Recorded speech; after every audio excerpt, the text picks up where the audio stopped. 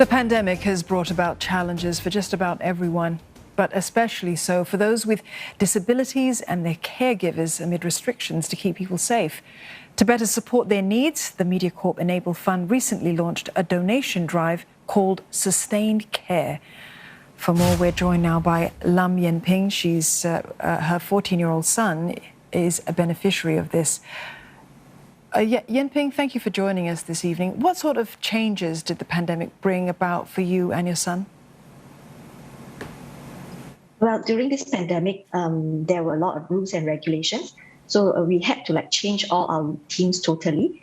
We couldn't bring him out so often, and we had to go to different places. Yeah, but I think the rules of wearing masks and so on, these are actually things that we really had to get him to understand and to get him to do.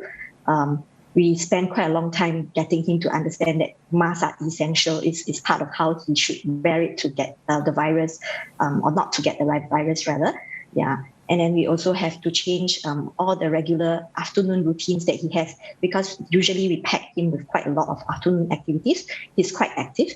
But because of all the restrictions, he couldn't go out and he couldn't attend, for example, our Sunday church class, the Sunday school, where he actually gets help from the Sunday school teacher.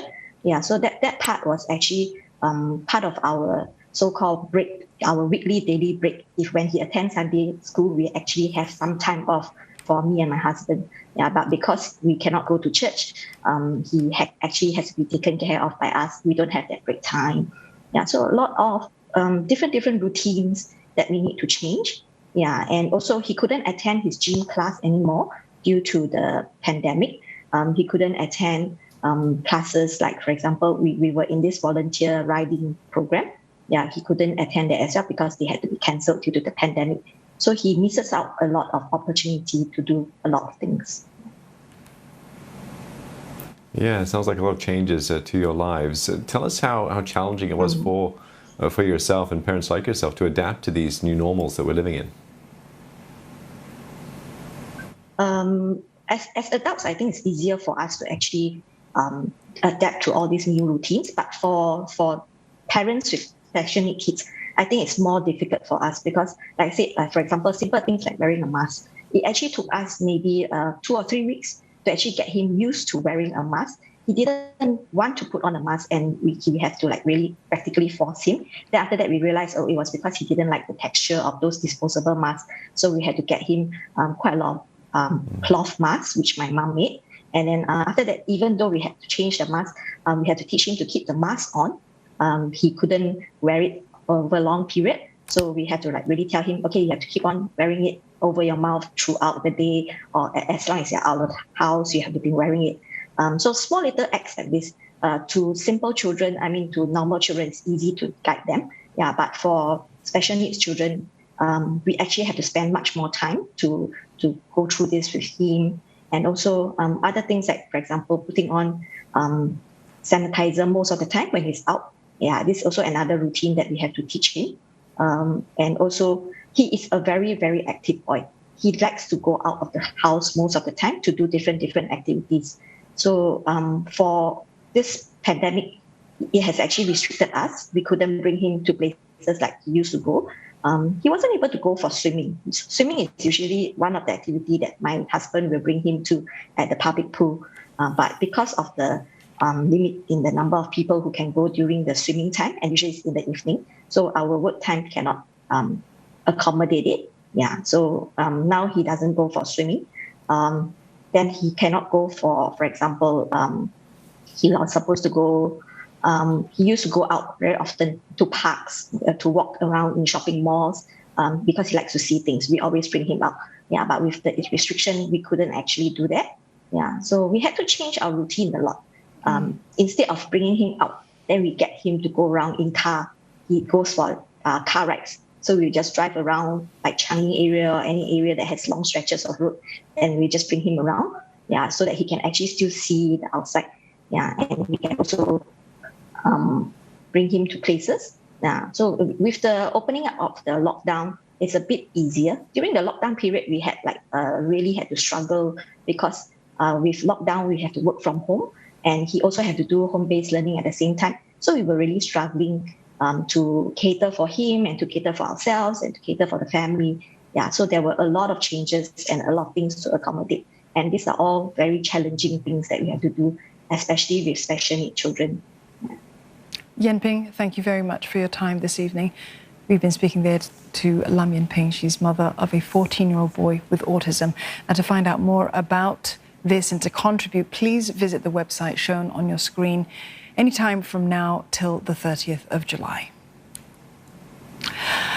Authorities have notified a social media platform called MeWe to remove an offending poll that ranks women asatizas, or religious teachers, based on their sexual attractiveness.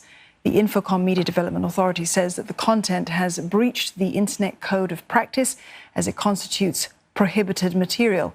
IMDA has also contacted other major social media players to ensure the poll doesn't circulate.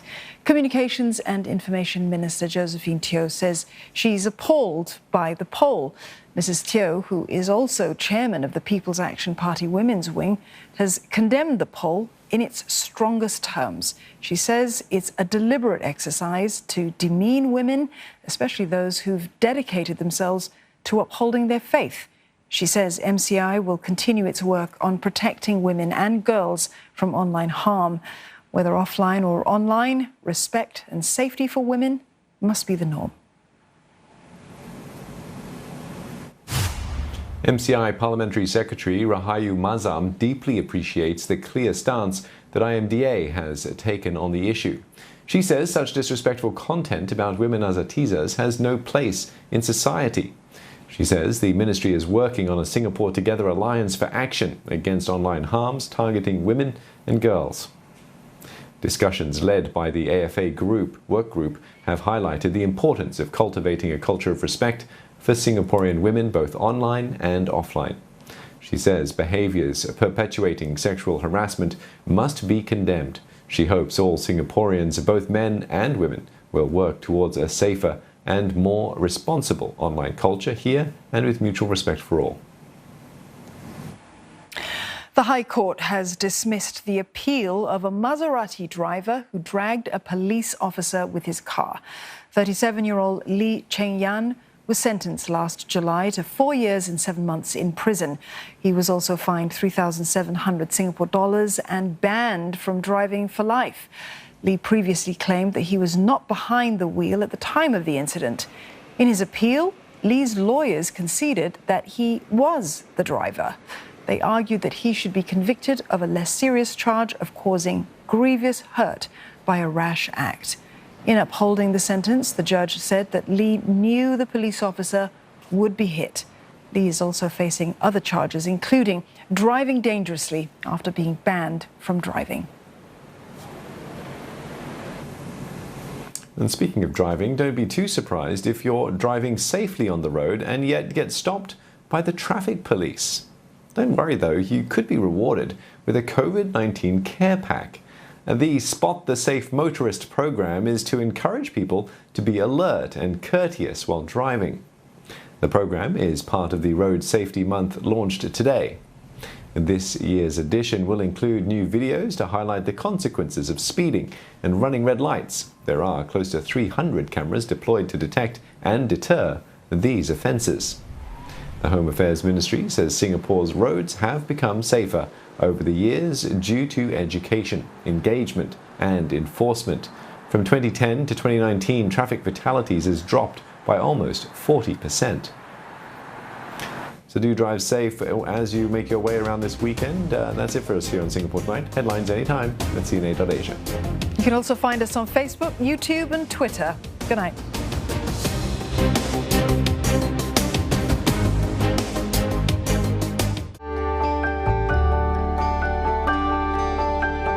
Look forward to brighter skies.